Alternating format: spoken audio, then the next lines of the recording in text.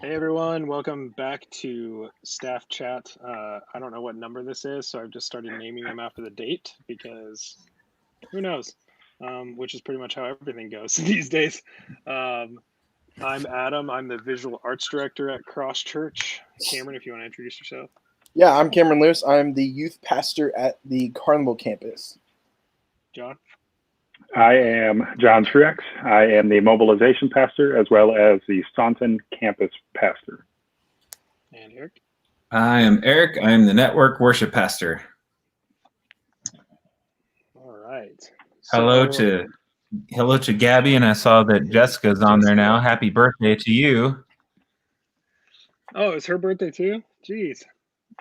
Well, happy birthday. So one of the things I wanted to mention, which I might mention a little later too when more people hop on. So Tim's talk, and we'll talk about this tomorrow morning too, but so Tim's live talk that he's been doing on Monday mornings and then now Monday night is now going to be on Tuesday nights at 7 p.m. Mostly because that is going to continue for the foreseeable future. So we don't want to compete with Monday Night Football / Tim also would like to watch Monday Night Football. So that is why we're moving it to Tuesday nights at 7. And one of the things that's coming up too is Tim will have guests pretty much every week, I believe. So get excited for that. We could have maybe some people from the Macoupin County Health Department or some bigger figures in town, or there's been talks of potentially getting somebody like a Brady Weldon to talk or whatever. So those are going to be super exciting, super cool. And it's going to still be kind of a Q&A later on in the show. But for the first part, it's going to be talking to someone specifically about something. So those are going to be on Tuesday nights at 7, and I'll definitely mention that later on. I'll make a note. That's the first time I'm hearing about that change too. Oh, yeah.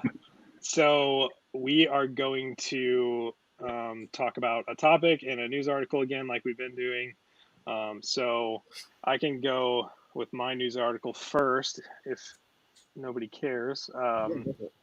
So I found one where a Georgia city councilman was charged after stealing beef tenderloin from a grocery store. And basically what he did was he swapped the price tag of a beef tenderloin for a pork tenderloin. And the beef tenderloin was retailed for $83 and the pork was only $12. And so he basically just like swapped the price tag. Always work. Yeah. And it's from a Piggly Wiggly, which I think is a hilarious name for a grocery store. But I'm sure that's common down there. But so basically they learned about his alleged swapping and he was arrested the following day.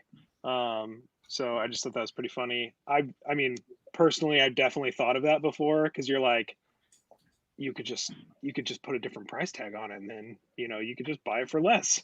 But the fact that it was like $83 beef versus like a $12 pork and he swapped it, just like, come on, man, especially when you're a city councilman. It makes me think, like, how many times has he gotten away with that? Oh, yeah, like, absolutely. Does he go in there all the time and swap? And so all of a sudden they started realizing that all of their expensive beef was gone, but they weren't selling any of it. Or did he take the tag off the beef and put it onto the pork, and somebody went to buy pork and it rang up $83, and they were like, well, that's not $83 pork. I feel like for $83 you get half of the pig. Gabby said, to clarify, you would never do that even if you have thought of it. Yeah, you're right. I wouldn't do that. It's one of those things I'd love to try, but probably whatever. Yeah, I wonder if the fines are more than the like $65 he saved. Yeah. Well, and I'm wondering if there's any repercussions of him being a councilman. Like, is that something that is like a, offense that you could be pulled from your seat or whatever? So city councilmen are elected officials. And so the ethics portion of elected officials is played out through elections. So theoretically, if his general population didn't care, he would just be reelected. Whereas an appointed position, you can be removed for ethics violations. it's it's kind of a strange paradigm. And in local government, they don't have like we do in the federal government where you can be tried for those things. Yeah. Also, welcome to Wesley and Haley and Alex. So Alex, who wants to go next with their article? I think Cameron does, doesn't he? Look at him. He's ready. He's really excited to go right now. Also, I'm like super sunburned right now. Not sure if you can tell. Oh yeah, a little bit. Yeah. I feel very sunburnt, but I don't see it on my face. I spent all afternoon out. Let me show my neck. Oh yeah. Oh gosh. And that's from you being outside for like 4 minutes, right? No, I was outside for a few hours today because we were. No, I just figured that ginger skin burned after like 3 or 4 minutes. Oh, I'm sure it did, and then it just got worse as time went on. Oh, I was gonna say too, Adam, that your article reminded me of that scene in Big Daddy where they're going through the store and the kids, kids like smashing cans. Yeah. Yep. To get a discount. Microsoft's down. Do grocery stores still do that? I don't think so. I don't feel. I've seen some at Walmart that are like marked down because obviously the cans are all smashed up. But if you bring a smashed can up to the counter, they're not going to mark it down for you right there. I would assume not. Unless you're at Piggly Wiggly. Maybe Piggly Wiggly. I would because I'm my own cashier when I go to Walmart. So I mean, that's true. Yeah. Unless Hannah's there and then I go to her aisle. So I will say that. I feel like with the self checkout, it's given people a lot more opportunities to do that kind of stuff or steal. Because like even though the camera's on you, like nobody's watching what you're doing. It's not like they're standing over your shoulder. Yeah, and think about how easy it is to ring up all of your groceries, put them in bags, and then just walk off with the bags. So everybody thinks you paid for it. Like you went through the checkout, it's all bagged. You don't have a receipt. Theft becomes, in my mind, quite easy. But what was that? What was that other movie? I'm making me think of another. Oh, Employee of the Month, when he was like the fastest checker, and he was like putting stuff behind his back, like bringing it back there, and He's cheating on that. Alex, we're not promoting theft. We're just talking about how easy the current world has made it. Oh man, no. I just wasted all that marker on this sign I just made. Fine. Yeah. So my article, I'm going along the same theme as I did last week with some good news, and I listened to John Krasinski's Some Good News Today on my drive home from Carlinville, and he was doing a virtual potluck, which I thought was really cool. And so I guess people had sent in their quarantine recipes or whatever, and then he picked several, and then he said he couldn't make them himself. So he had different people make them. Martha Stewart, made one, and she connected with the person who sent that one in, and Guy Fieri made one, and a couple other people. I think I did highlighted 4 different ones.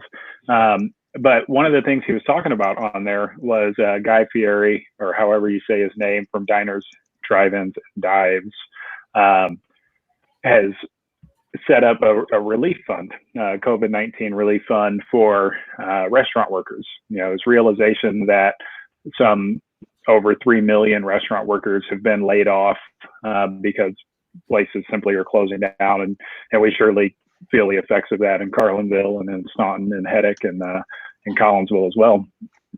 But this relief fund that he set up to help, get some money in the pockets of those people has raised, like, when they did the show, he was at $17 million.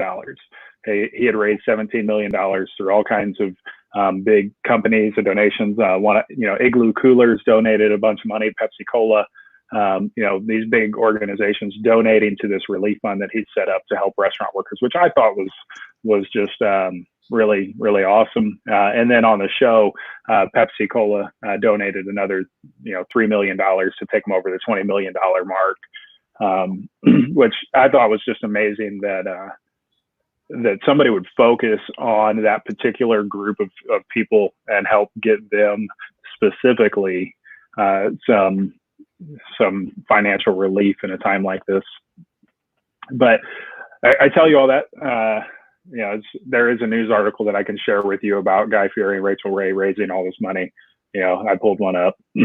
But I want to ask, what is your go-to recipe, or what are you making as a go-to dish right now in your COVID-19 stay-at-home quarantine time? I'm doing it all, man. I'm asking that because I've seen all of the stuff Eric is posting online. He's got a gourmet restaurant run out of his house. Yeah. Well, Eric's I'm the trying. cook. I've been trying some new stuff, like the horseshoe and the chicken bacon ranch wraps. Those are the first time I kind of made those. My go-to for like a potluck and everything is the mac and cheese bake, and that feeds you for quite a long time, especially if you make one of like in the big cake pans or whatever, those disposable ones. So it's the macaroni, Velveeta cheese, a few other things in there. Then on top, you got bread crumbles that have bacon, and it's basically like crumbled up Subway bread on top, with bacon in it. So that's the one my family always wants. I have to make 2 of them now when I go for Thanksgiving down in Missouri. So that's the best. Yeah. Gretchen makes one very similar to that, but it doesn't have bacon in it. I'll have to ask her to start putting bacon in there. Yeah, you have to. Yeah. Bacon is a must. Yes. Yeah. Hey. What about you? What are you making, Cameron? Yeah, how you doing? Jamie's working the weekend, so I'm on child duty as well. So if I dip out every now and then, you know why. We bought half a pig probably like 2 months ago. So we're doing a lot of pork. Pork chops, pork burgers, brats. I've been grilling quite a bit. Bacon! Like tonight I marinated some pork chops in some balsamic vinegar and beer, and then grilled them. Those are pretty awesome. And then also we're eating a lot of potatoes because potatoes are easy. You can cook them a lot of different ways. They store pretty well. So like I made a skillet where I thinly sliced all the potatoes and then like layered my skillet, and then every layer I would season and just drizzle a little olive oil and then layer more sliced potatoes and then bake that and then threw Parmesan over top. Like ratatouille, but with potatoes only. Yeah, basically, yeah. Yeah. So really, we've been making a lot of things from scratch. Like we've made homemade biscuits and gravy. I mean, we're just doing a lot of like baking, flour baking, and made our own pizza, just stuff like that. It's easier stuff that we can kind of just make at home and make from scratch. So nice. Yep. We haven't really been cooking a ton of stuff, just easy things. We have Kraft macaroni and cheese. They're eating we have a lot of frozen chicken in their yard.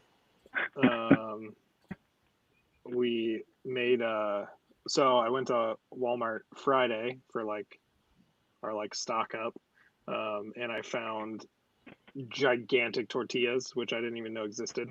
Basically like Taco Bell quesadilla, like their chicken quesadilla size tortillas.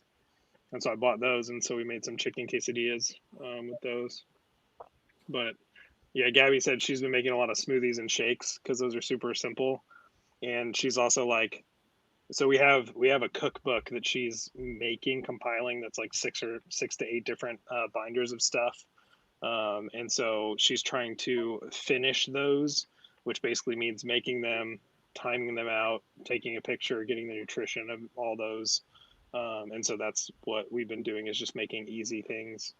And then I have a plan to make some donuts, but we just haven't done it yet.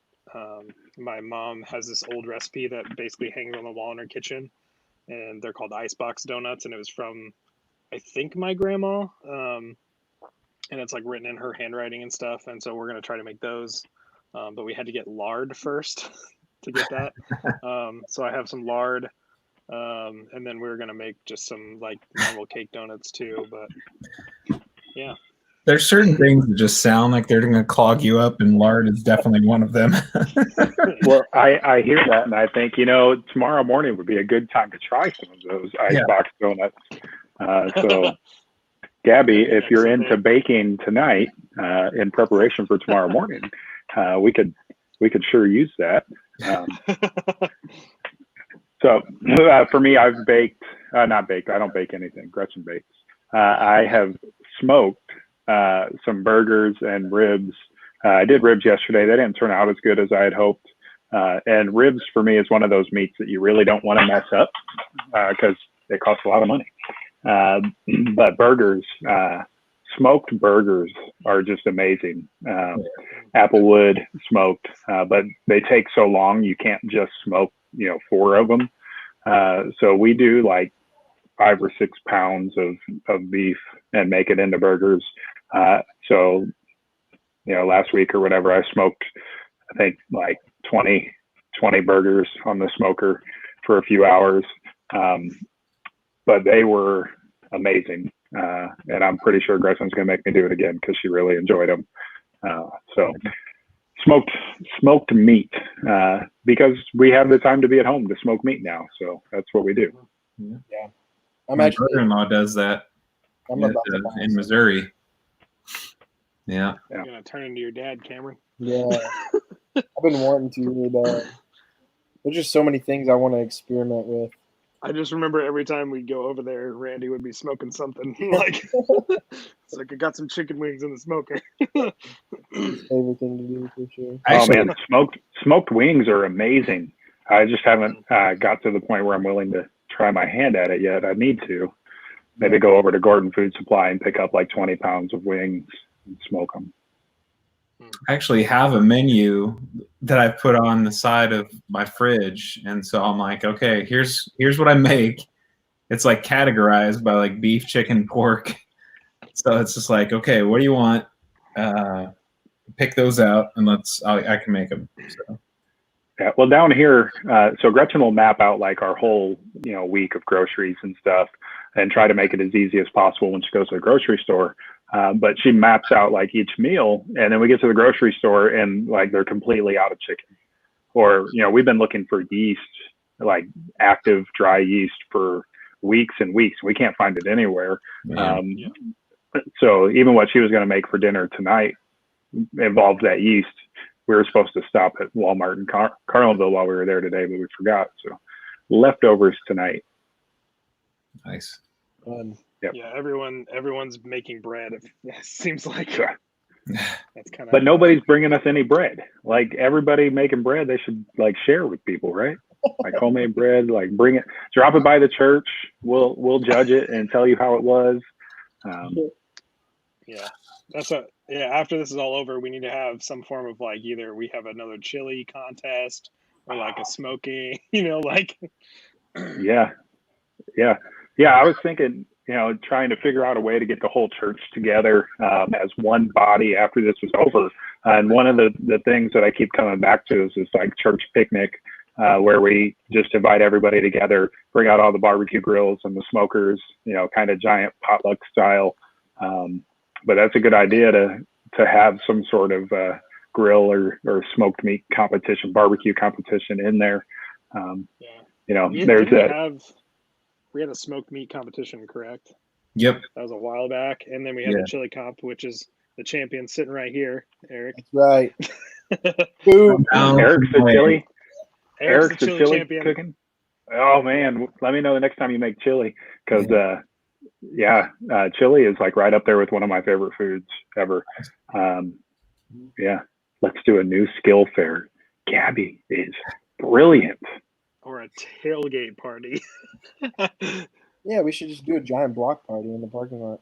Yeah. I mean, that's what's gonna happen. Yeah, I was looking at going up to one of the local parks that had a baseball diamond and organizing some softball games and stuff since we're missing church league softball season. Trying to get in like that where we can, if people aren't necessarily into the barbecue thing, they come play softball or do some bounce castles and stuff like that. I don't know.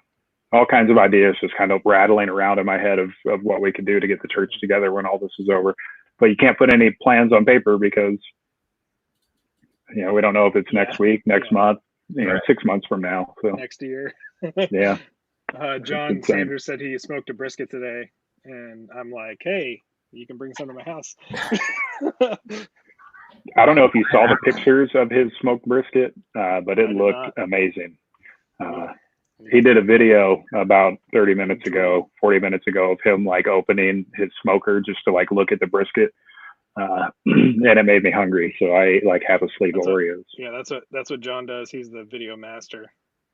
Yeah. He likes to make some fun social media videos.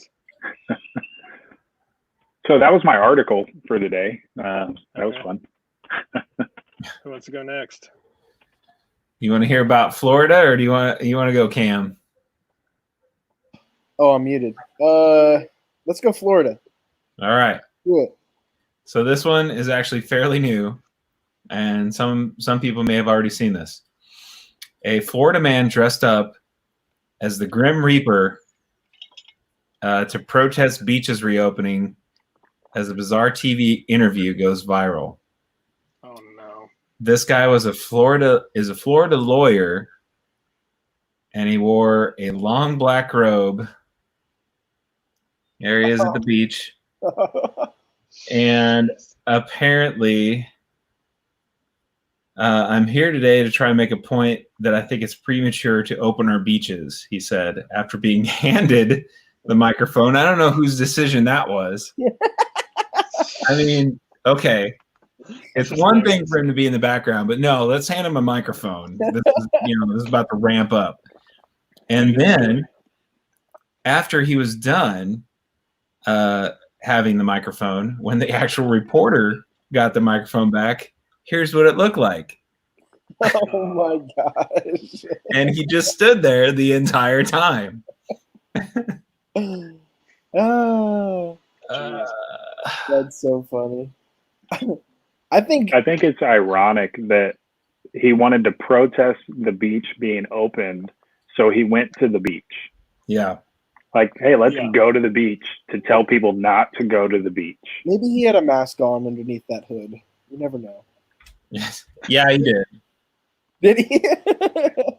I mean, do we know it's not the real Grim Reaper? It could be. No, he's been identified as the Florida lawyer. the Florida man lawyer. He actually got his Twitter posts on here about it. Oh yeah, he had to make sure to get credit for that because that's such an amazing feat right there. Jeez, that's so funny. I think newscasters, they look for any opportunity for a good YouTube meme or of some sort. I mean, I feel like there's countless like videos of random people doing crazy things on an interview for the news. Like they just look for that opportunity. Get the viral video. Oh yeah. This is like the people that go when there's a hurricane and stand in the waves, and they put them on TV. Look at that beautiful shot right there. Yeah, that's what you want your lifeguard to look like, right? Stand up on the lifeguard stand, the Grim Reaper. Like, let's see if anybody gets in the water now. So, did you read the caption? That's his actual Twitter thing. I can't. Busy day. Busy day. Jeez. It certainly looks like it, sir.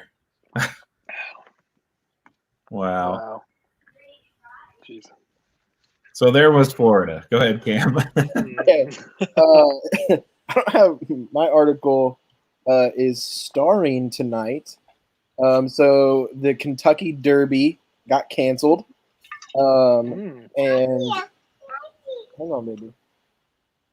So the Kentucky Derby got canceled because of everything that happened. All right, we're good. And so all the fans, the gamblers, all those people were trying to find a new thing. And so what they decided was tonight at 7 p.m., they're going to hold the first ever Kentucky Derby with turtles. And so they're going to race a bunch of turtles. And there's, I believe it was, they gave a YouTube link. Let me see if I can pull that up real quick. There was a sponsor that sponsored the idea of this because they went into all the details. It started in 1945, and it hasn't stopped, and all these things. So tonight at 7 p.m., YouTube/Old Forester should have a feed of the turtles racing for the first ever Kentucky Derby turtle race. Oh, no. Please let the sponsor be Turtle Wax. You're muted, John. Oh. It started at 7 p.m. Eastern, so we could see it's probably It's still already going over. because they're turtles. But That's probably true. It said it premiered 26 minutes ago, so it seems like Maybe it's already over. Oh no. okay, so I don't know if you guys ever watched on MTV. There was a show, Robin Big, yeah. amazing show. one of my favorite shows. But they did something similar to this. I don't remember if it was turtles. If Gretchen is watching, she'll remember. But they would have like turtle races, and they would go, some whatever bar it was, you go and you'd pick out your turtle, or you'd bring your own turtle, and they would have like a like drag strip for turtles set up, and they would like race down. Was it? I don't remember if it was turtles though.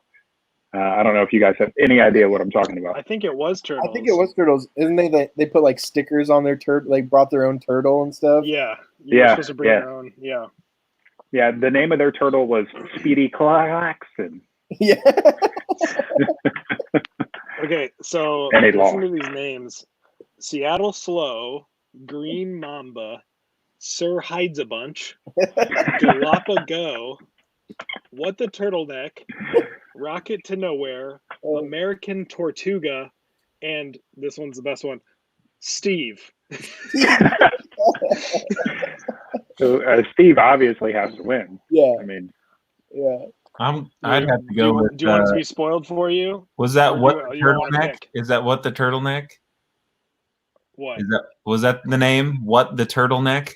Yeah, that was one of them. Yeah, I'm going with that. I'm going with that one. I like that one.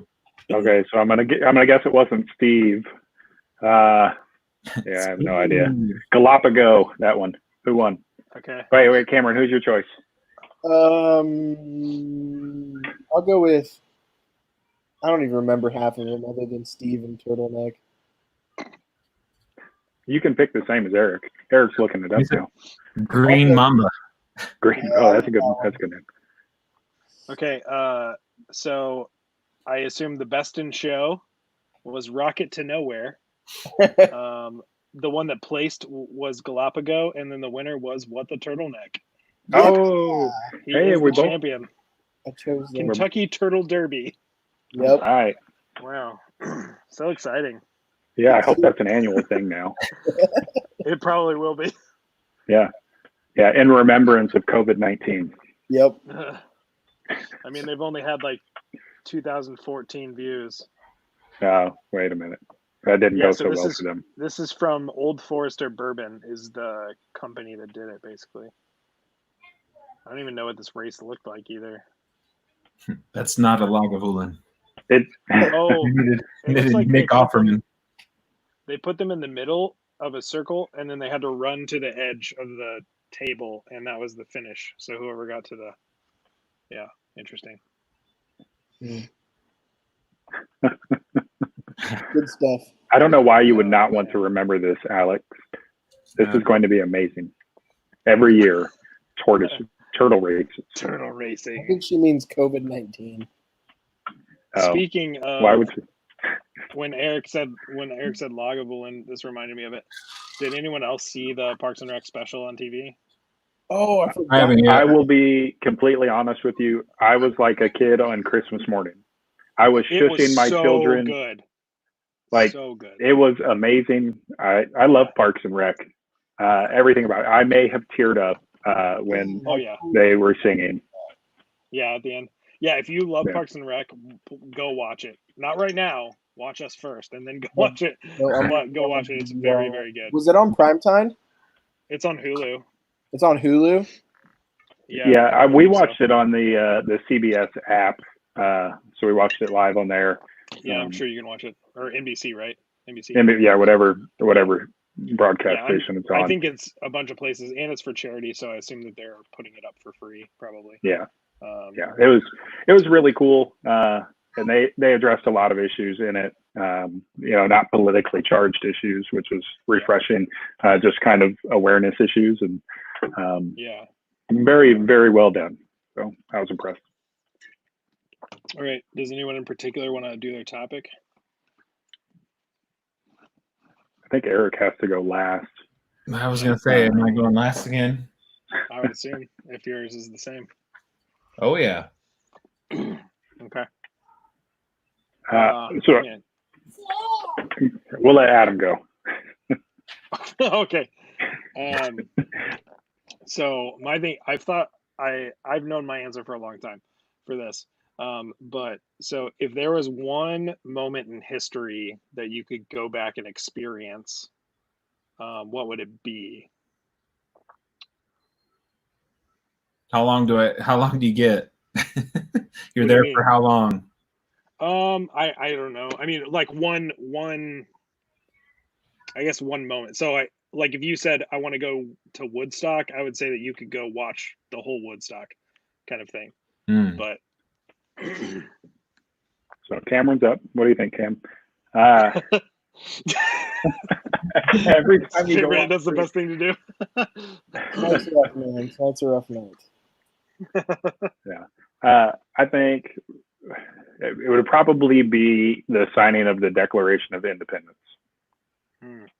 I think that would be just like complete fly on the wall, just to witness kind of this birth of a nation. And I wouldn't want to just be there for the signing, kind of the whole Continental Congress and all of that, working through it.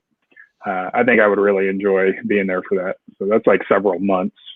So yeah. I think that's hard because there's a lot of things I think I would like to be there for. I would probably have to say I don't know, probably something sports. I'd probably have to say like I don't know, Tom Brady's first Super Bowl or something like that I didn't really have the opportunity, nor was I really old enough to be a part of, to watch. Well, I watched it, but I wasn't there for it. So my humorous answer is Hill Valley, November 15th, 1955. Back to the Future reference. And my serious answer would be I would love to get back and witness that Live Aid performance of Queen in person. Wow. That's the a good one. Near 100,000 people with the would just be insane. Yeah. And I mean that's probably, I would say, considered one of the greatest concerts in history, So mine is, as most of you know, I'm a movie nerd. So mine is the very first showing of Wizard of Oz. And I say that because it was the first time anyone had ever seen Technicolor on the screen. And so I can't imagine the feeling in the room when that happened, because if you haven't seen the movie, go watch it. I don't know why you haven't, but it starts out in black and white and then it switches to color when they go into Oz. And so just that emotion of seeing color for the first time. I'm sure there are people that probably left the theater because it was scary. But like the feeling of that, I feel like that would be a really cool moment. And from a film perspective, that was one of the largest film moments in history, when they first showed, that. That's a solid choice. But I mean, equating that to kind of modern day, you could do the same with like a 3D movie. The first showing of a 3D movie, and think about Avatar. I don't remember the first 3D movie I saw, but how insane that feels to be watching a movie and see this 3-dimensional character come to life. It's not as powerful and impactful as the first time seeing color from a movie, but I think it has some similarities. So we had a few. My first 3D movie was in Juarez, Mexico, and I watched Spy Kids 3 Game Over. Oh, yeah. Alex said, watch the I Have a Dream speech or sit next to Rosa Parks on the bus. That'd be interesting. I don't think you'd be able to sit with her. Dang, He said, Cameron. my wedding I day mean, I don't know. game. Would she have been able to? Like, that was the problem. She was sitting in the section of the bus that she couldn't right, that's what I'm saying. socially, so she would have sat next to Alex. She could have sat next to her, yeah. Well, I guess, yeah, sure. That was it. Gabby said, watch a Shakespeare play, which would be super. That's a really good answer. Yeah, I think that would be pretty cool too. Yeah. Also, Kathy said Annie hasn't seen it. Kathy, educate your child. Yeah. What kind of house is she raised in that she hasn't seen Wizard of Oz? I thought, wait a minute. I thought Annie had because she was afraid of the flying monkeys. Everybody's afraid of the flying. You can just throw that out there like everybody is. Wesley said the shootout at the OK Corral. Yeah, Wesley. Yeah. I don't know where your vantage point would be on that one, but oh, that would be cool. Experience. Yeah. All right. There we go. Yeah, my answer was super lame compared to everyone else's, I think. Well, I thought it was lame just because you picked Tom Brady. Like, you could have been like, Chicago Bulls greatest seasons or something like that. But you're like, let's go with Tom Brady. It would have been like, I think I would say probably 97, 98 Bulls game or like 2000. We'll see. If I would do Tom Brady, I would actually not change. Like, that was like, I watched that game with my grandfather, and like that's one of my I think that's one reason I really fell in love with the Patriots is because I watched it with my grandfather, and he was like the guy I looked up to the most. And so I don't think I would change that. So I guess I'd probably go with that or the Cubs winning the World Series. I would love to be in Chicago for. Oh, like actually be. Yeah. Absolutely. Or like sports, I was thinking about like Babe Ruth when he like his finger, like all of you think about like the greatest sports moments in history kind of thing. Like Jackie Robinson, like anything like that. Yeah, that'd be cool. Watch like Miracle on Ice, but be in the stands. That would be amazing. Yeah, but you would have to do that not already knowing the outcome. Like you would have to be there like through the anticipation, right? So you get to like erase all your knowledge of how this is going to end and then be there through all of it. Yeah, and I think it would still be really cool even if I knew the outcome though. I mean, that's like watching it now. They're replaying all these Cardinals games and stuff on TV from last year. That's cool. We already know who wins. Ed just said Game 7 in Boston last year. Like, okay, the outcome. Like, exactly what's going to happen. Like, the anticipation, I think, is or the surprise of it is gone. But the atmosphere would be worth it, though, for sure. Yeah. Let's work on this time travel thing. Yeah. I'll go next because I kind of touched on it a little bit. So, the meteor shower was, what was that, last Wednesday or last Thursday? There was a meteor shower somewhere in there. Didn't know that. Yeah. And so the peak was supposed to be at 10 o'clock. So Jamie and I, AJ was asleep. Jamie and I went outside and sat in the backyard, see if we'd see anything. I saw one. She saw one. That was basically it. But I started kind of like reliving some childhood memories, which Jamie is a city girl, right? So she's from St. Louis. And so the first time she's ever seen or like went stargazing, I guess, was with me and like I was the first person to show her like the Small and Big Dipper, and so like while we were out there, I was like showing her those things, and it kind of brought me back to like who taught, like because I taught her and we kind of talked about that. It's like who taught me, and it was actually like my grandfather, and so I just remember like going out and watching the stars with my grandfather, and it was just kind of like a little hobby, I guess you could say that we did, and so it was just kind of neat to like remember that, relive that, and then also even just have that moment with my wife as well. But I guess my question, or the question formed around this, is like what are some like meaningful hobbies that you have that like date back to a person or a moment that was just like super, that person may have been impactful to you, or that moment was like super impactful to you, but like has something that's kind of just stuck with you for so long. Like my grandfather has a slew of them. Like I remember we used to go watch, like I love people watching, and we used to do that. Like me and him, we would just go to Walmart and sit in the parking lot and just people watch, just like he was just doing random things, or we'd go sit at the outside the fences of the airport and just watch airplanes coming in and out, and just, I don't know. So he's kind of like that person, and then he kind of instilled some hobbies like that in my life.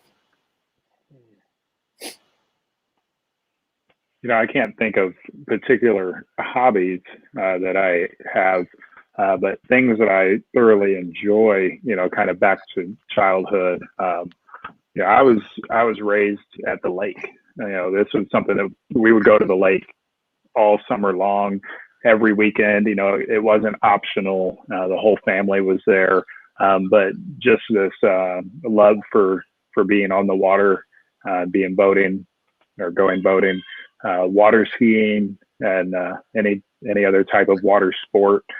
Just from a really young age. I mean, my mom will tell you that I knew how to water ski before I knew how to walk, which to me, is a slight exaggeration. But my grandfather wanted me to learn how to ski, so he got a pair of kids' skis, and he tied them together so they wouldn't slip right out from under me, and tied a rope handle to them so I didn't have to like hold on to the back of the boat. It was a really cool experience to learn how to ski, and then to try to teach my kids how to ski. That's memories that I'll always have, and things I still want to continue with my kids. Being out at the lake and camping and things like that. Gretchen does not enjoy camping like I do. She is not going to sleep in a tent. She is not going to sleep on an air mattress. That is just not her thing. So she'll bear through it for me because she loves me and she's an awesome wife. But I know she hates it. So we don't do like big, long 3, 4, 5 day camping trips, but we'll go out for a night or maybe 2 nights or something like that. But things like that, memories from childhood that I want to share with my kids. Yeah. And then it also reminds me of how horrible I was to my grandfather and father. You go fishing and you take your little kids fishing, right? And they're just horrible. They don't have the patience for fishing. They just want to cast and reel and cast and reel. They get things snagged on stuff all the time, and they get it stuck in trees. And you're like, I wish you would just do this correctly. And then you're like, oh man, I did those exact same things when I was a kid. And it must have been horrible for my parents. So, those things are awesome. That's so funny. Yeah, that was the exact answer I was looking for. Maybe hobbies isn't the right word, but like that, things that you love that hold memory because of somebody or something. Yeah. I've got all that lake stuff too, other than skiing at such an early age, but we used to go out to the lake a lot all the time. The one that we eventually got, you could actually drive down to. The fishing thing comes from way back with my grandpa on my mom's side. We used to go out all the time. There's a place in between, what was it called? Whitfields. So it was like on a farm, and he had like a membership or whatever where he can go out there and we can just, and I was the same like John, where it's like, I was horrible. It was hot. I didn't want to be out in the boat, and all that. But man, anytime Mitch and I can go fishing together or whatever, I'm there. And Grandpa's like right there with me every time. So that's kind of cool. And then on to the like music thing. Both my dad and my mom's brother were in the same band when I was growing up. So I mean, there's that, and so I've been around that all the time. And now, getting older and having music, that's definitely like hobby and things I like type things. So I would say all three of those for me. Is it something we're currently doing? No, it doesn't have to be. Okay. Yeah, it can be. Well, so one thing is drums, obviously. My dad has been playing since he was, I think, 16 or something like that. So that's kind of where I got that. And then my nerdy side of things, video games, Magic the Gathering, like all that kind of stuff, came from my best friend Grant, which was one of my groomsmen in my wedding.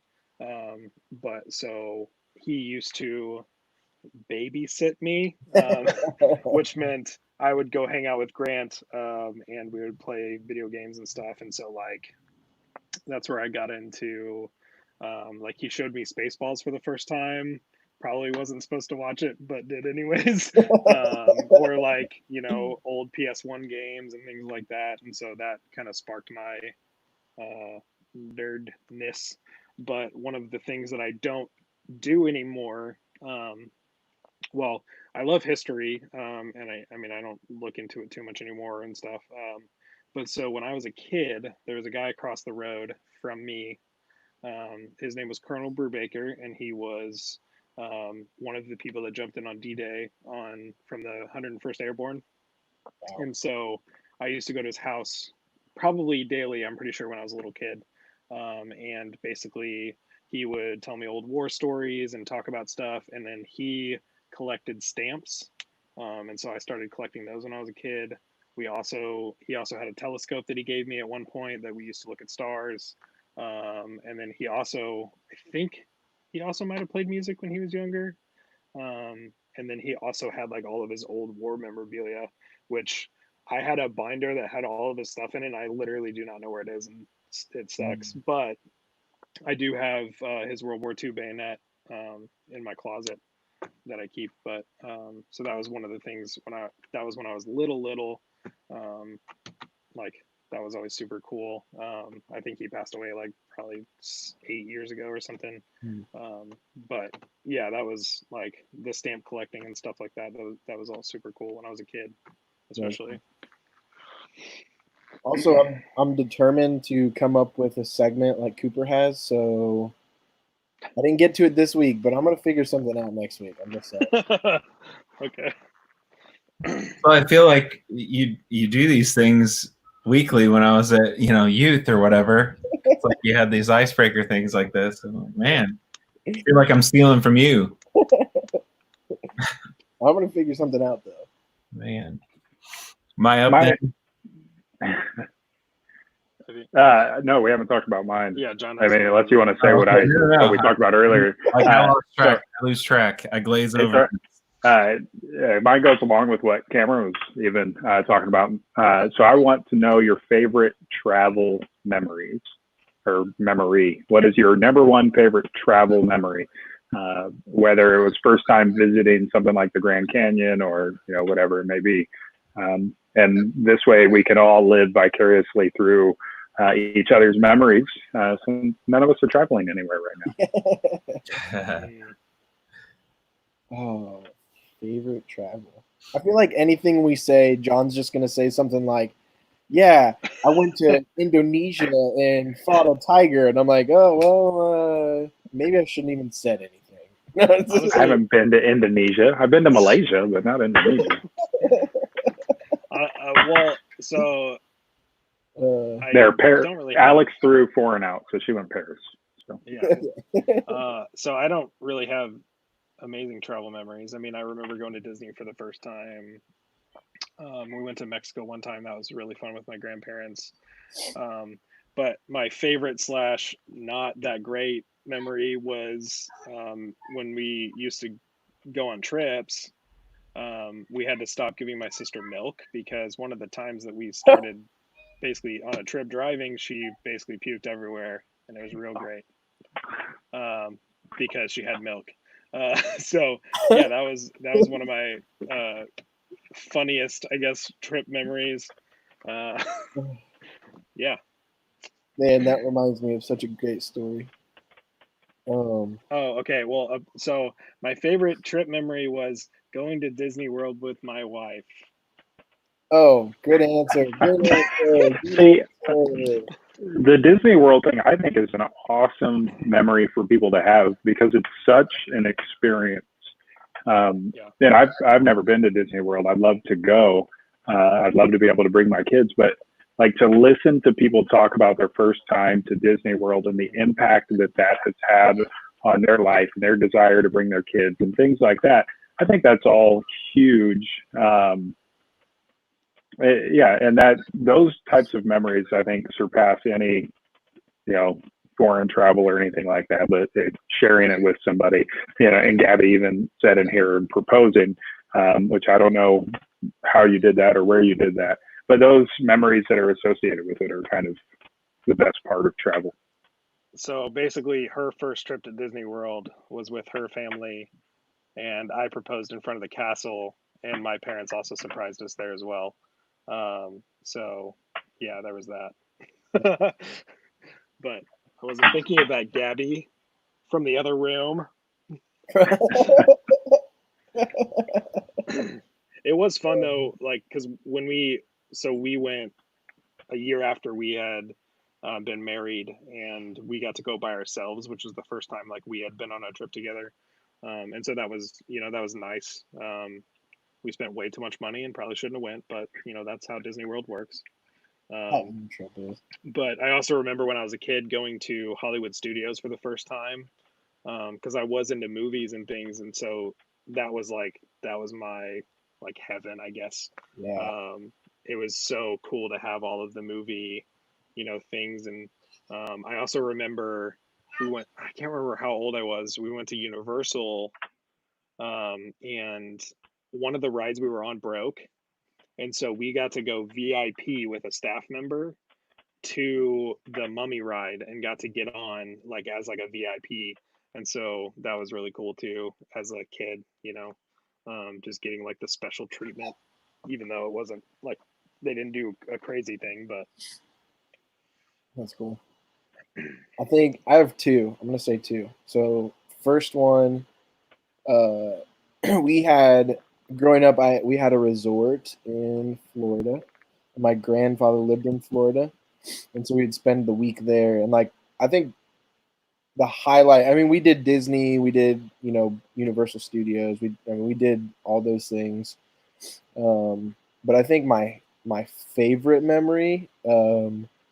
Every single night we ended the day with playing euchre out on the porch, and so we just played euchre, and yeah, it was just that's just something I always look forward to, and playing cards with my family, with my grandfather. And then the other one would be Jamie and I went to Colorado on our honeymoon, and I think my favorite memory out of that was we had a cabin up in the mountain.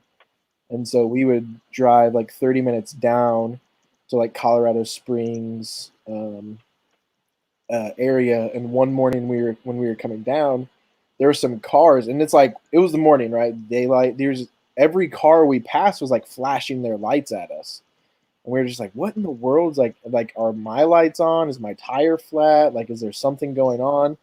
And so like we're like, maybe it's nothing, and maybe it's just the glare or something. And we came down around a corner, and sure enough, we realized why they were flashing us. There was like probably 35 to 40 elk just like in the middle of the road.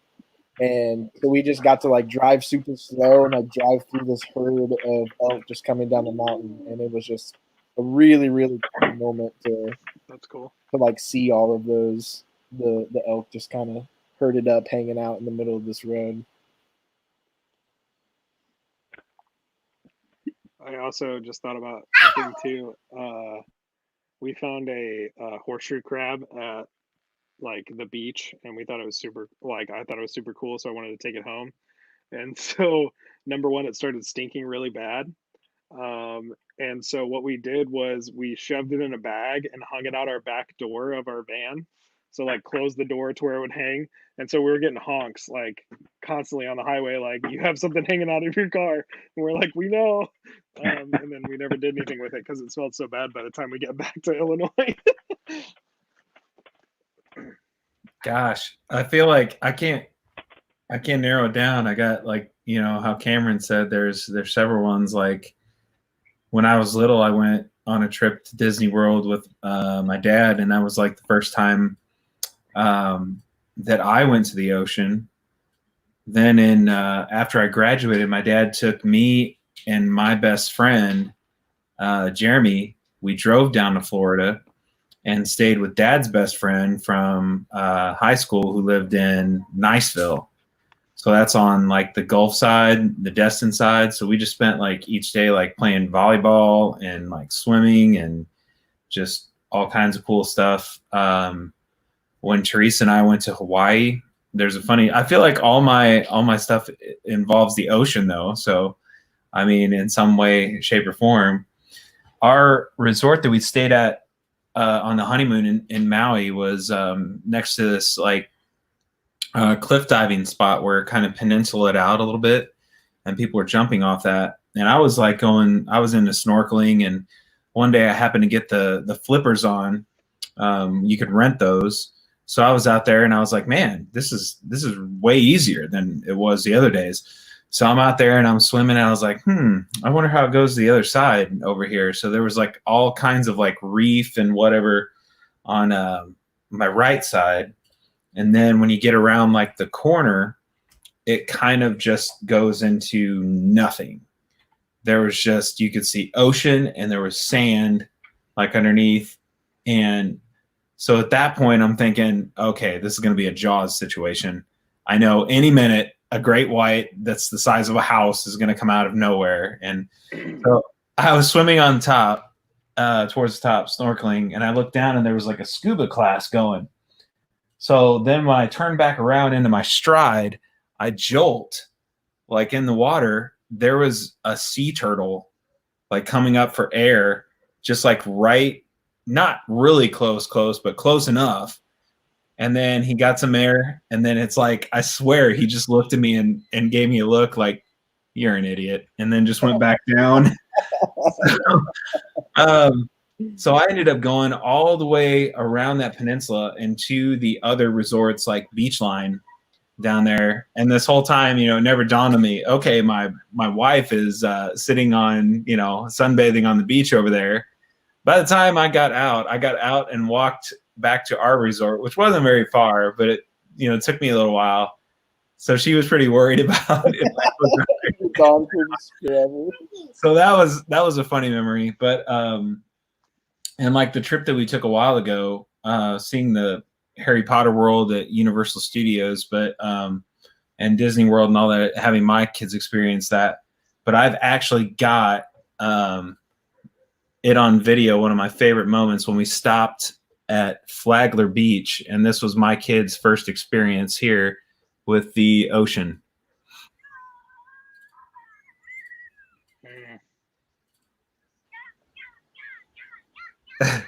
That's awesome. That's cool.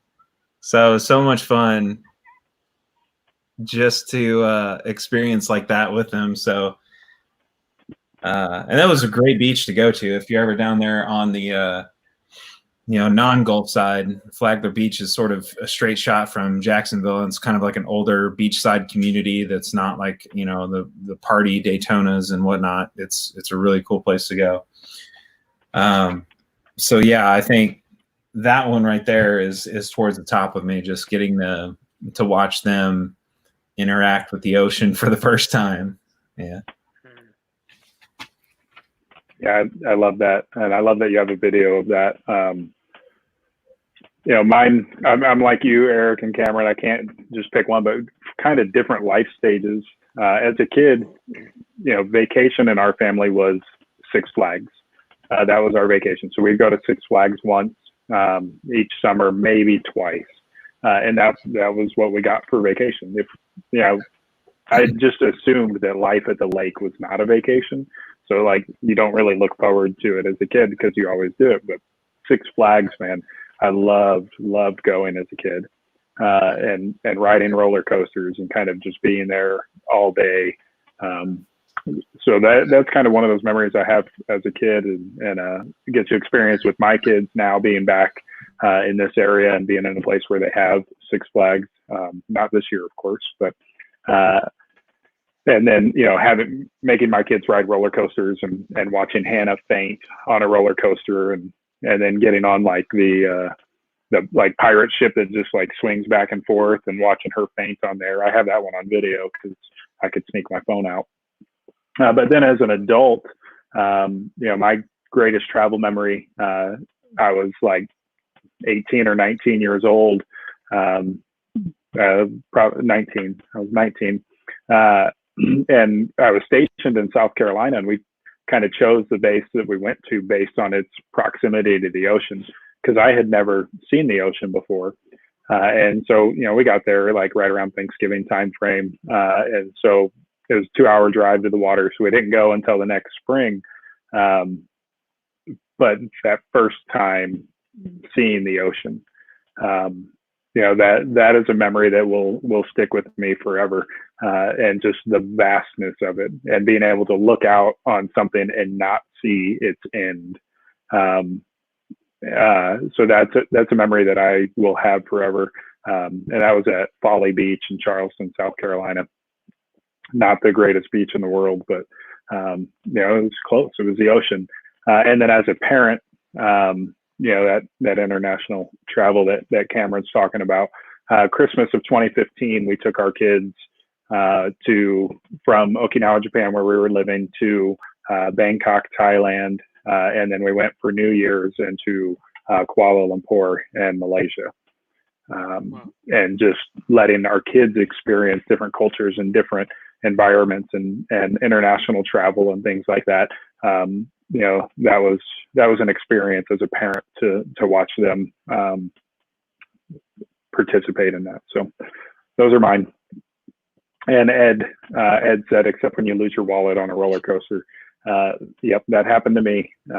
Wallet and keys. Wallet and keys. All I had left was my phone. That was at Six Flags in Chicago. Oh boy. Hayden and I drove up just for like 2 days. We had season passes, so we drove up, got a hotel. But our first day there, the very first ride I went on was the Superman or whatever. And you kind of sit down and they strap you in over this harness, and then it like lays you where you're flat on your stomach, almost flat on your stomach, and then you do the ride. Well, I left my wallet, my phone, and my keys in my pockets, and they laid me flat. And that very first drop, everything just fell out of my pockets. Oh, and it landed like in an area of the ride where the park staff was like, well, like, we're not even going to go look for it until the park closes tonight.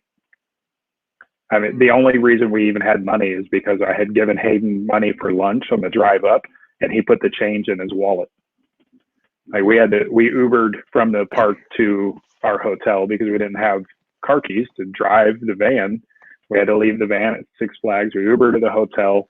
And I'm praying the whole time that they're going to let us check in without me having an ID.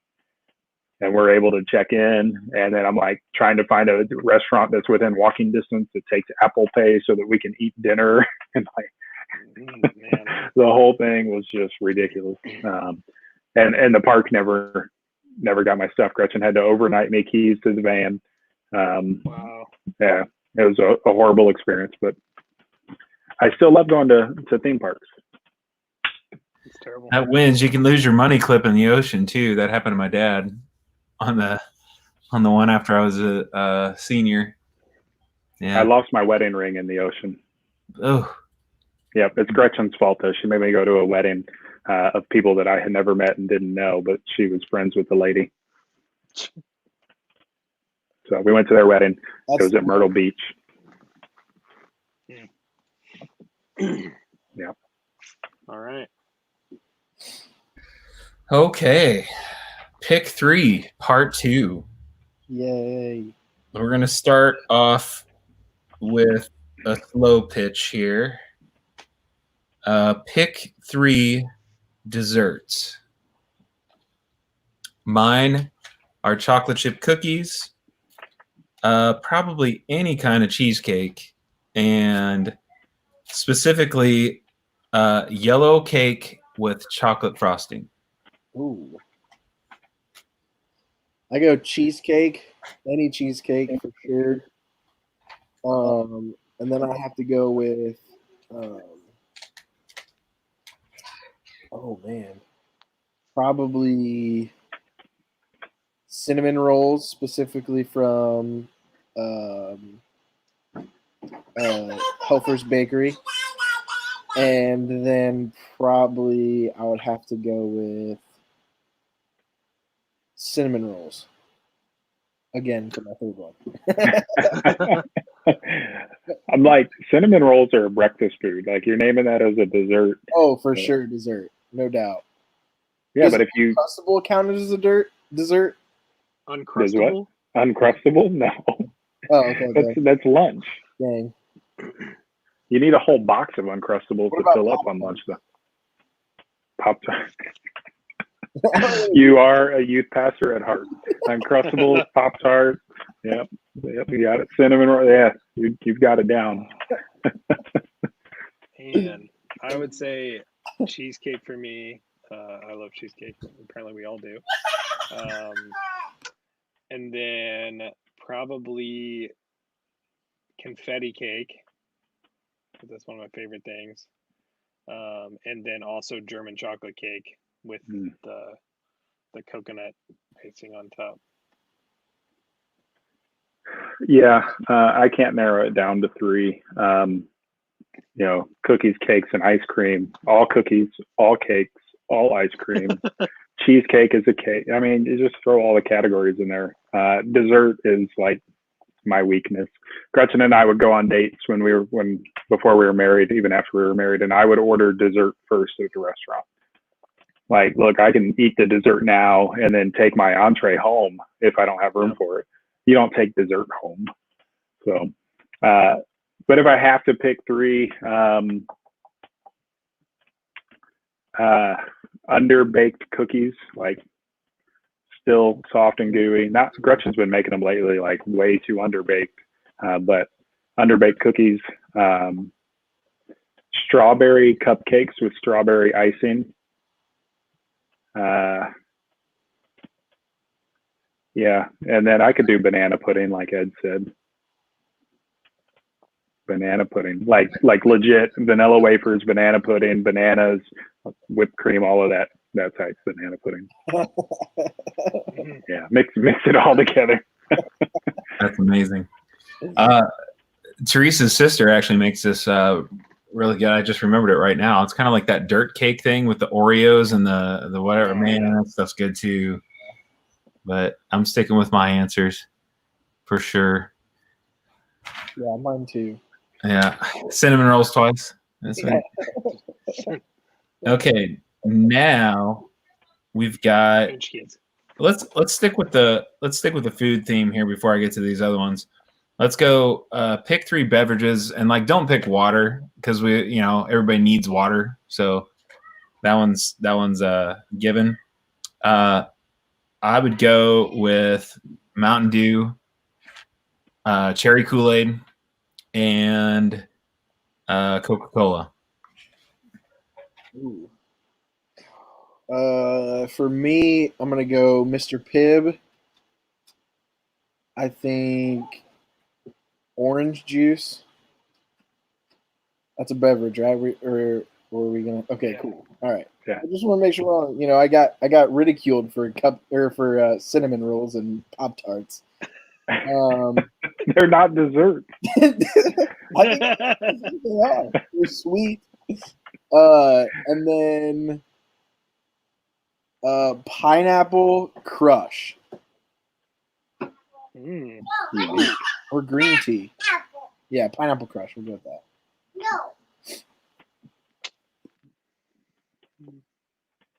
So hard.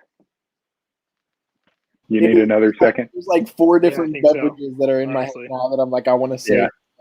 So I would do Monster, preferably Monster Assault with the red M on it. That one all the time. Coca-Cola is great. And then Small Town Brews, Not Your Father's Root Beer, if you can find it anywhere. But I can't find it anywhere anymore, so it makes me sad.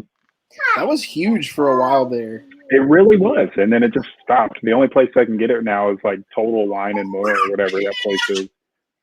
Like even the liquor store doesn't have it, which surprises me.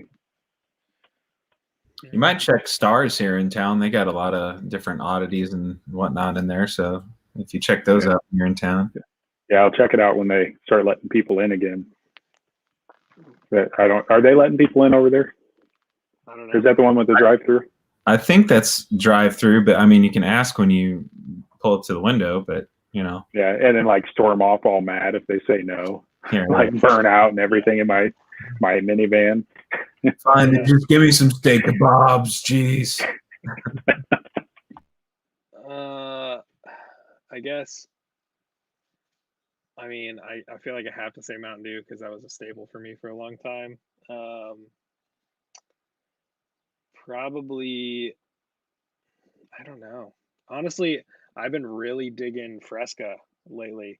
Been loving that a lot. And then I don't know. I just can't think of beverages right now. Like any kind of hot tea. I like making hot tea. Yeah, I don't know. I'm sure there's other ones that I'm not saying. I really like red cream soda. I haven't had that in a while. That's good. Like Fitz's Cardinal Cream? Yeah, or like what is it called? Red. Big Red, isn't it? Big Red, yeah. Oh, Big Red. That's not cream soda, is it? Yeah. Yeah, it's red cream soda. Yep. Oh, Big Red is delicious. What about, have you ever had Cheerwine? Yes, I've had Cheerwine. I love Cheerwine. Cheerwine is awesome. Yeah. It's awesome. Rural King carries it, so anytime I go in there, I pick up several bottles. I mean, there was a Jones soda that I used to drink all the time. There's a lot of old drinks that I wish would come back. Like I used to drink Sobeys all the time. That was like. So did I. The white one? Yeah. Well, and then they had Sobe had, I think it was Sobe, maybe it wasn't. It was But there was like there was an Elements drink where it was like fire and water and air. Yeah. I can't remember what it was called, but that was one of my favorite drinks when I was a kid. I did love the Sobe Pina Colada. Yeah. I don't know. I don't think I've told you this, John, but I used to drink Monster Salt all the time too, and I still love it.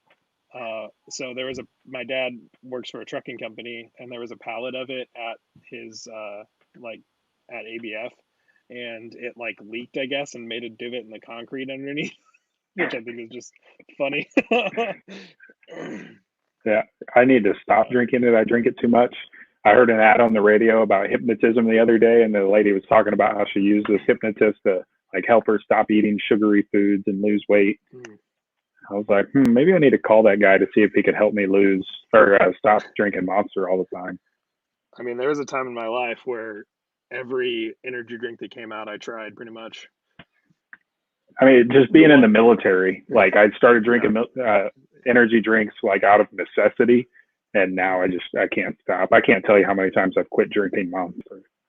Like, I mean, I used to get the BFG when they had those for a while. Oh yeah, yep, I did. And then the one that, because it didn't really affect me too much in high school, and so the one that really messed me up was when they made the Monster Heavy Metal that was in that big thing, and it was only around for a little while, but that was the first one that actually made me like jittery, and I was messed up. Like I was like, I'm never drinking those again. Yes, we remember Surge, Alex. It still exists. So if you go to Burger King, you can get Surge like fountain soda. They serve Surge at Burger King. Yeah, Surge. It's crazy. Back. It's horrible. Have you tried it like since being a kid? It's so bad.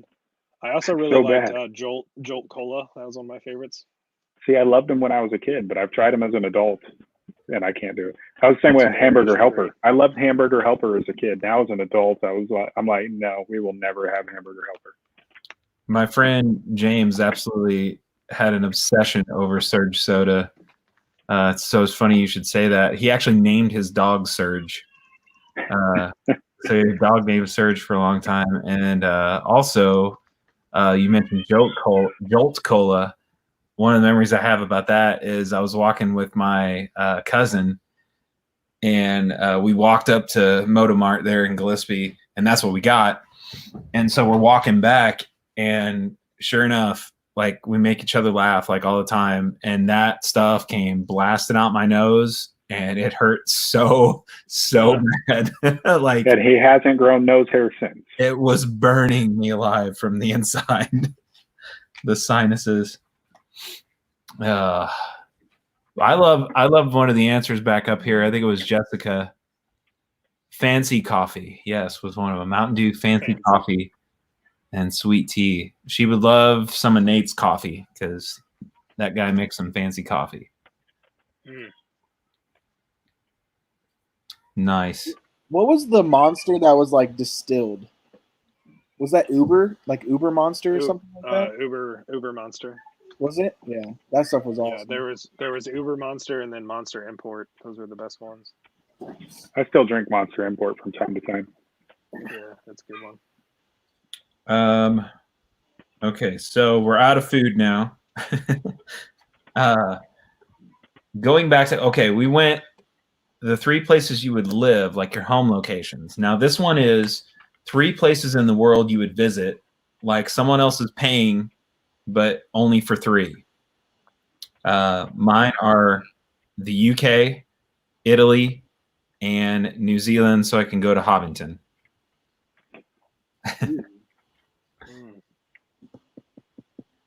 Mount Everest. I'd go there. Like, can I pick Europe? Does that count? I would narrow it down to at least a country. Yeah. I want to do all the countries, like just like a train ride backpack type through Europe. I don't even have to stay in every country. Let's just pass through there. I don't know. Yeah, I would do the UK for sure. The UK is high on my list of places I want to travel to. So UK, and then Spain. I'd like to go to Spain. Mine would be Ireland, Scotland, and then I don't know. Honestly, I've always wanted to kind of go to like Greenland or something like that. I think that'd be super cool. It's beautiful there. But also, I would love to see like the Hobbiton thing as well in New Zealand. For sure.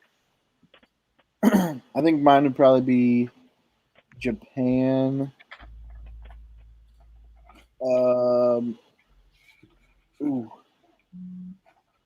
Brazil, and probably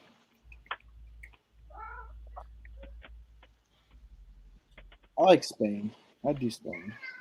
Go to a football game down in Brazil. Yeah. Whew. Sure. Or in Spain. Yeah, either. Or in Spain. Probably Spain. I got the hookup. We can go to Japan. I'm in. It's expensive though. Nice. Okay. And so is all these people saying Australia. Australia is super expensive. 2 more. We've got pick 3. This one's kind of catered towards me, so I'm sorry. Pick three singers. Now you can do 3 female, 3 male, but 3 singers that you really like. Not necessarily bands, but their voice. Okay. For me, on the girls' side is Joss Stone. There's Haley Williams of Paramore, and Melissa Hessler from Bethel, the one who sings on No Longer Slaves and Raise a Hallelujah. So, and then for the guys, it would be Andrew Ripp, Brian Adams, and Chris Stapleton for voices. I'm not going to break it up male and female because that's exactly what I was going to say. I couldn't. I had to.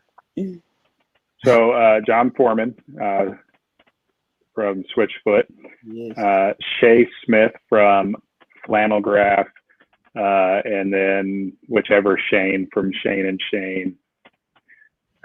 They're both, yeah. They're both really good, yeah. Adam, I need more time. You go. Oh, okay. I would definitely say Haley Williams, Ooh. Brendan Urie from Panic at the Disco. He was close on mine. He was very close. Yeah. Let's see. Trying to think. What's her name? Gosh dang it! Why can I not think of her? I'm trying to think. There's just so many good singers out there. Like Brandy Carlisle was another one that was really close on mine for the female category. Yeah. Freddie Mercury, Alex. That's a great choice. Yeah. It would definitely. Freddie would be on there. Amy Lee from Evanescence. Nice. Good choice. I don't know. I mean, I could probably pick a bunch. Probably one of the Beatles. I don't know. We're gonna start with Elton John. Ooh. Solid. I did a book report on him and gave a speech dressed as him when I was a freshman. Nice. Dressed as him? Dressed as him. It was awesome. Are there any photos of this? I don't Oh, I want video. but I'll tell you right now, I borrowed my mother's clothing. Nice. Like silk blouse, like glasses. It was awesome. Yeah, I think that's a sentence I can safely say I will never have to say. Yeah. I borrowed my mother's clothing. Didn't you go through like a goth emo phase? Not like hardcore wearing my mom's clothes. Okay, Girl but pants. I remember girl pants were a big thing. Oh yeah, No. absolutely. You never wore girl pants? No. Oh, okay. When No. And girl Sorry. pants were huge when we were like Oh, yeah. when the emo phase was when we were. I don't know. we're not that different in age. That phase must not have lasted very long. Girl pants was big. That would have been like probably 7th or 8th grade for me, I think. What year was that? That would have been 2005, 2006. See, I was in the military. Ah, gotcha. Yeah. Yeah, it was a weird time. It was a really weird time. So Elton John, I'd probably go Tyler Carter. He sings in a metal band. Just crazy, phenomenal voice. I saw that one coming. Did you? And then probably I would have to go like Johnny Craig, which is another guy that's in a metal band that sings cleans. But Yeah, I mean, I could name.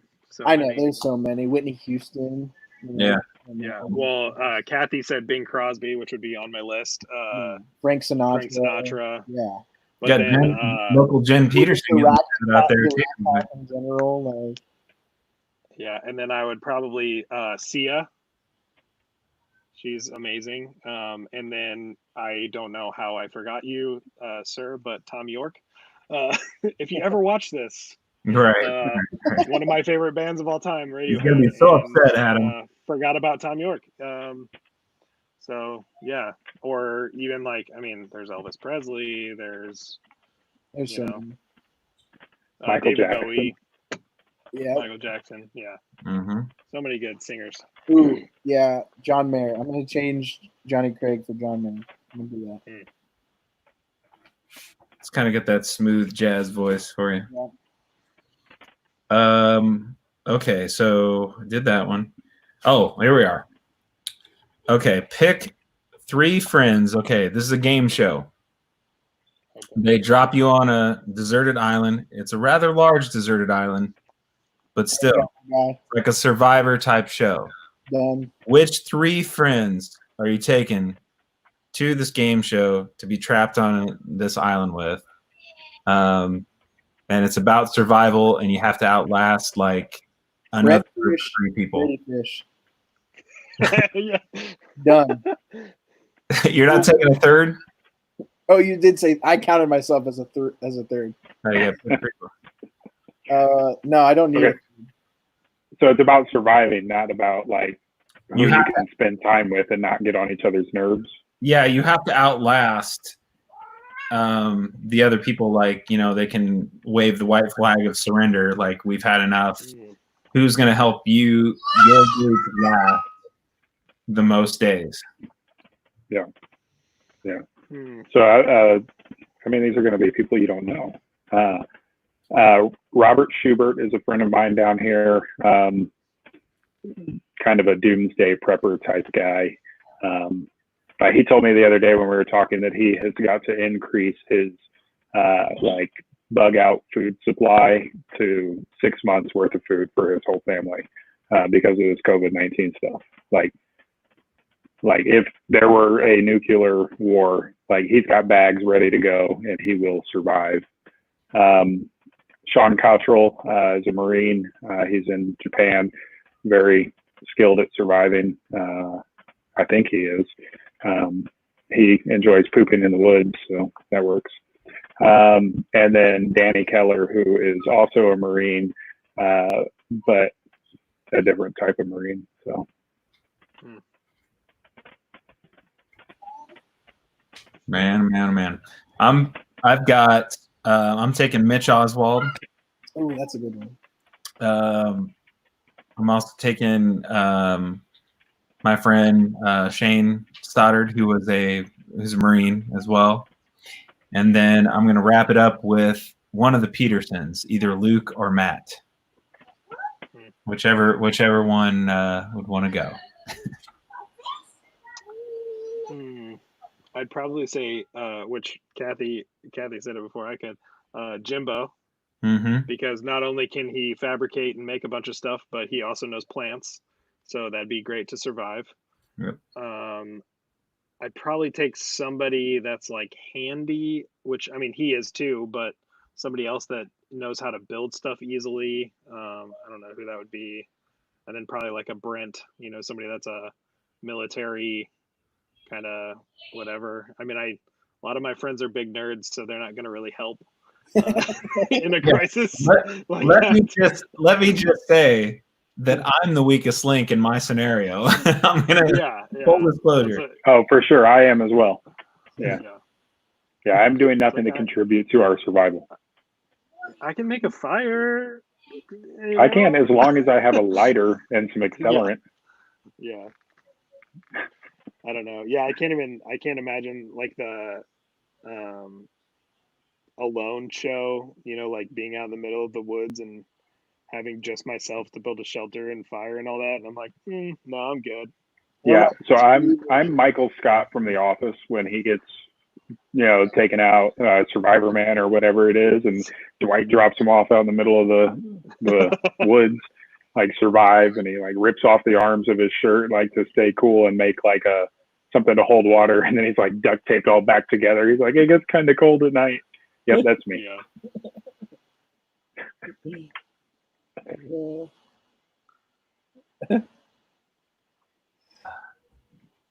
Adam, you still thinking, or did you? No, I don't really have any specific people. So. Well, yeah, Jimbo. You can take Jimbo. Yeah. I think that's kind of enough. You can. Why would you take Michaela Proctor, Alex, just to eat her? I was thinking it as well, but I didn't want to say it. We're gonna torture her. Which, to be fair, not going to be much meat there. Justin Hart's a good shout, though. Yeah, there you go. Yeah, Michaela's there for entertainment. The point is to survive. Yeah. Because I mean, like a lot of the people that I can think of are people that would say have weapons and stuff like that. But like that's not really going to help in this situation because I don't think they're dropping us with weapons. Like if people that can chop down trees. She's feisty. A hard worker. Yeah, she's going to get real tired real fast. I think. To be the interior design of the hut. Yeah, if you want someone. All right, so we're back to our activity that we can do when all this is over. We'll bring the whole church together. And we'll play Survivor. Yes. Oh. We got it. Get your groups of 4 and go see what you can games. do. Oh, man. Was that the last one, Eric? Yeah, that was it. That was it. Oh, okay. Pick 3, done. All right. Well, thank you all for joining us. Those that are still around, I want to reiterate this again. So Tim's live chat that was on Monday mornings that then switched to Monday nights is now going to be on Tuesday nights at 7 p.m. So that basically we don't compete with football in the fall, because this is going to be something that's going to be an ongoing thing. And mostly because Tim also doesn't want to compete with football for himself, which is great. And we'll have more viewers hopefully this way. But also, one of the things that he's going to have weekly now is he's going to have a guest on. So whether that's somebody from the Macoupin County Health Department, or some of his pastor friends, or some other people locally, basically. So be looking forward to that. Pretty excited about that, and I think it's going to be great. But other than that, thank you guys so much for watching. It was another hour-and-a-half episode. Because we're all missing social interaction. They're But only going to get thank you all longer. yeah. Thank you all for watching.